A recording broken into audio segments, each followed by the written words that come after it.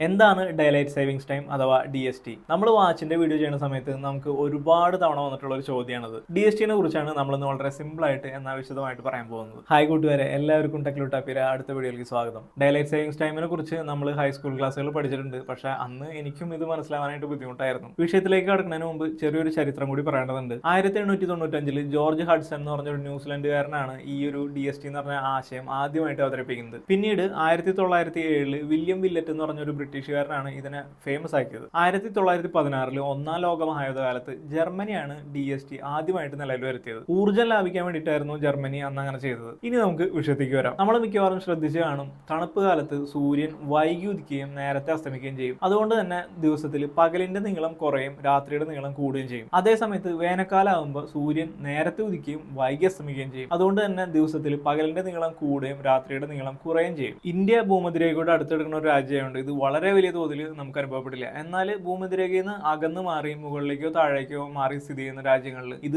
വളരെയധികം പ്രകടമായിട്ട് തന്നെ കാണാൻ സാധിക്കും. ഇങ്ങനെ വേനൽക്കാലത്ത് പകലിന്റെ നീളം കൂടുമ്പോൾ അതിനെ ഫലപ്രദമായിട്ട് വിനിയോഗിക്കാൻ വേണ്ടിയിട്ടാണ് ഡേലൈറ്റ് സേവിങ്സ് ടൈം എന്നുള്ളൊരു ആശയം കൊണ്ടുവന്നത്. ഇനി നമുക്കൊരു ഉദാഹരണ സഹിതം പറയാം. ഇപ്പോൾ ഞാനിവിടെ US-ലാണ് നിൽക്കുന്നത്. ഇപ്പോൾ ജനുവരി മാസമാണ്, തണുപ്പ് കാലമാണ്. രാവിലെ ഒരു 7:20 ആകുമ്പോൾ സൂര്യൻ ഉദിക്കുകയും വൈകിട്ട് ഒരു 5 മണിയാവണോടുകൂടി സൂര്യൻ അസ്തമിക്കുകയും ചെയ്യും. ഏകദേശം 9.5 മണിക്കൂറാണ് പകലിന്റെ നീളം എന്ന് പറയുന്നത്. ഈ സമയത്തൊക്കെ ഇവിടെ DST ഓഫ് ആണ്, അതായത് സ്റ്റാൻഡേർഡ് ടൈമിലാണ് നടത്തും. ഇനി വേനൽക്കാലത്ത് ഒരു ദിവസം എടുക്കാം, ഒരു മാർച്ച് 9 ആണെന്ന് വിചാരിക്കുക. രാവിലെ ഒരു 6:30 ആകുമ്പോൾ സൂര്യൻ ഉദിക്കും, വൈകിട്ട് ഏകദേശം ഒരു 6 മണിയാകുമ്പോഴാണ് സൂര്യൻ അസ്തമിക്കുക. അപ്പോൾ പകലിന്റെ നീളം ഏകദേശം 11.5 മണിക്കൂറായി മാറി. ഇങ്ങനെ കിട്ടുന്ന ഈ അധിക സൂര്യപ്രകാശം നമ്മൾ ഫലപ്രദമായിട്ട് വിനിയോഗിക്കണം. അതിനു വേണ്ടിയിട്ടാണ് നമ്മൾ DST ഉപയോഗിക്കുന്നത്. എല്ലാ വർഷവും ഈ വേനൽക്കാലത്തിന്റെ തുടക്കത്തിൽ ഒരു നിശ്ചിത ദിവസത്തിൽ നിശ്ചിത സമയത്ത് ക്ലോക്ക് 1 മണിക്കൂർ മുൻപോട്ടാക്കി വെക്കും. കാലിഫോർണിയയിലെ DST ഓൺ ആവുന്നത് ഒരു ഉദാഹരണമായിട്ട് എടുക്കുകയാണെന്ന് വെച്ച് കഴിഞ്ഞാൽ എല്ലാ വർഷവും മാർച്ച് മാസത്തിലെ 2ാമത്തെ ഞായറാഴ്ച പുലർച്ചെ 2 മണിക്ക് വാച്ച് 1 മണിക്കൂർ മുൻപോട്ടാക്കി വെക്കും. അതായത് 2 മണിയാവുന്നതിന് പകരം 3 മണിയാവും. ഇങ്ങനെ സമയം 1 മണിക്കൂർ മുൻപോട്ടാക്കി വെക്കുന്നതിനെയാണ് ഡേലൈറ്റ് സേവിങ്സ് ടൈം ഓൺ ആക്കി വെക്കുക എന്ന് പറയുന്നത്. അതായത്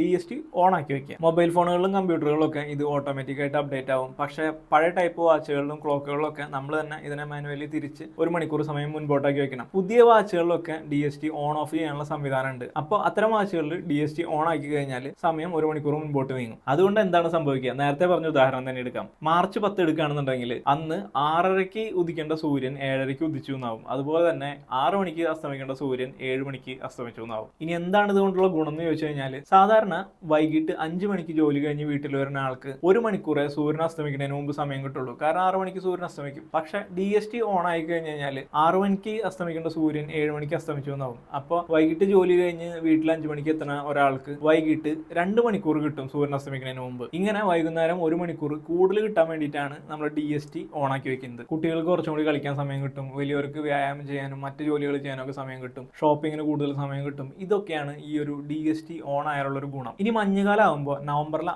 ആദ്യത്തെ ഞായറാഴ്ച പുലർച്ചെ 2 മണിയാവുന്ന സമയത്ത് വാച്ച് 1 മണിയാക്കി വെക്കും. അതായത് 1 മണിക്കൂർ പുറകോട്ടാക്കി വെക്കും. സ്റ്റാൻഡേർഡ് ടൈമിലേക്ക് തിരിച്ചു വരും. അല്ലാന്നുണ്ടെങ്കിൽ DST ഓഫ് ആവുന്ന അർത്ഥം. ഇതിനായിട്ട് DST ഓൺ ഓഫും ചെയ്യാൻ പറ്റുന്ന വാച്ചുകളിൽ DST ഓഫ് ചെയ്ത് വെച്ചാൽ മതി. ഒരു കാര്യം കൂടി പറയാൻ കേട്ടാ, ഞാനിപ്പോൾ DST ഓണും ഓഫും ചെയ്യുന്ന ഡേറ്റുകൾ പറഞ്ഞത് ഇവിടുത്തെ US-ലെ കാലിഫോർണിയയിലെ രീതി വെച്ചിട്ടാണ്. എല്ലാ രാജ്യങ്ങളിലും ഒരേ സമയത്തല്ല DST ഓണും ഓഫും ചെയ്യുന്നത്. അത് ഓരോ രാജ്യത്തിനനുസരിച്ചും സ്ഥലത്തിനനുസരിച്ചും വ്യത്യാസങ്ങൾ ഉണ്ടാവും. ഇനി DST ഓൺ ആവുന്നതിനെ കുറിച്ച് കുറച്ച് സംഭവങ്ങൾ പറയാം. അതായത് DST ഓൺ ആവുന്ന മൂലം വൈകിട്ട് 1 മണിക്കൂർ സമയം കൂടുതൽ കിട്ടുന്നതാണ് പറയുന്നുണ്ടെന്നുണ്ടെങ്കിലും രാവിലെ 1 മണിക്കൂർ മുൻപോട്ടാക്കി വെച്ചിട്ട് ആ 1 മണിക്കൂർ സമയം കൂടുതൽ കിട്ടുന്ന ഒരു പ്രതീതി സൃഷ്ടിക്കുക മാത്രമാണ് ചെയ്യുന്നത്. ശരിക്കും അന്നത്തെ ദിവസം രാവിലെ 1 മണിക്കൂർ സമയം നഷ്ടപ്പെടുക, അല്ലാന്നുണ്ടെങ്കിൽ 1 മണിക്കൂറത്തെ ഉറക്കം നഷ്ടപ്പെടുകയാണ് ചെയ്യുന്നത്. ഇത് ആരോഗ്യത്തിനെ പ്രതികൂലമായിട്ട് ബാധിക്കുന്നുണ്ടെന്നാണ് പല പഠനങ്ങളും പറയുന്നത്. ഈ DST കൊണ്ടുവരുന്നത് 20ാം നൂറ്റാണ്ടിലാണ്. അന്നെന്ന് പറഞ്ഞാൽ ഈ വെളിച്ചത്തിന്റെ പ്രധാന സോഴ്സ് സൂര്യൻ മാത്രമാണ്. മറ്റ് ഇന്ധനങ്ങളൊക്കെ ഉപയോഗിച്ച് കഴിഞ്ഞിട്ട് വെളിച്ചം ഉണ്ടാക്കണമെന്നുണ്ടെങ്കിൽ അത് കുറച്ച് ചെലവേറിയിട്ടുള്ള കാര്യമാണ്. അത് തന്നെയല്ല, ഈ ഇലക്ട്രിസിറ്റി എന്ന് പറയുന്നതും അന്ന് വളരെ ചെലവേറിയ കാര്യം തന്നെയാണ്. ഇപ്പോൾ ഒരു നൂറ്റാണ്ട് കഴിഞ്ഞു. ഈ സമയത്ത് ജോലി ചെയ്യാനോ അല്ലെന്നുണ്ടെങ്കിൽ വേറെ എന്തെങ്കിലും കാര്യങ്ങൾക്കോ സൂര്യപ്രകാശനെ ആശ്രയിക്കേണ്ട കാര്യമൊന്നുമില്ല. പുതിയ തരം LED ബൾബ് വന്നതൊക്കെ വളരെയധികം എനർജി എഫിഷ്യന്റ് ആണ്. അതുകൊണ്ട് തന്നെ 1 മണിക്കൂർ മുന്നോട്ടാക്കി വെച്ച് സൂര്യപ്രകാശം 1 മണിക്കൂർ സേവ് ചെയ്ത് അങ്ങനെ നമുക്ക് ഊർജ്ജം ലാഭിക്കുക എന്ന് പറഞ്ഞാൽ അതിൽ പ്രത്യേകിച്ച് വലിയ അർത്ഥമൊന്നുമില്ല. ഇപ്പോൾ ഫുട്ബോളോ ക്രിക്കറ്റോ വേൾഡ് കപ്പുകൾ നിങ്ങൾക്ക് ആലോചിച്ചറിയാം, രാത്രി എന്ന് പറഞ്ഞ കളി നടക്കാണ്ടിരിക്കില്ല. പകലിനേക്കാളും വ്യക്തമായിട്ട് നമുക്ക് രാത്രിയിൽ കളിക്കാൻ പറ്റുന്ന സംവിധാനങ്ങളും ലൈറ്റുകളും കാര്യങ്ങളും ഇപ്പോൾ ഉണ്ട്. ശരിക്കും പറഞ്ഞാൽ DST കാലഹരണപ്പെട്ടുകൊണ്ടിരിക്കുന്ന ഒരു സംഭവമാണ്. ചിലപ്പോൾ എടുത്തു കളയുമായിരിക്കാം. എന്തായാലും ഇന്ത്യയിൽ DST ഉപയോഗിക്കുന്നില്ല. അതുകൊണ്ട് തന്നെ തൽക്കാലം നമ്മൾ അതിനെക്കുറിച്ച് വേവലാതിപ്പെടേണ്ട കാര്യമില്ല. അപ്പോൾ ഇതാണ് ഇന്നത്തെ വീഡിയോ. എല്ലാവർക്കും ഉപകാരപ്പെടുന്നു വിചാരിക്കുന്നു. അപ്പോൾ വീഡിയോ ഇഷ്ടമായി കഴിഞ്ഞാൽ നമ്മളൊന്ന് സബ്സ്ക്രൈബ് ചെയ്യാൻ മറക്കരുതിട്ടാണ്. ഓക്കെ, അപ്പോൾ അടുത്ത വീഡിയോയിൽ വീണ്ടും കാണുന്നതായിരിക്കും.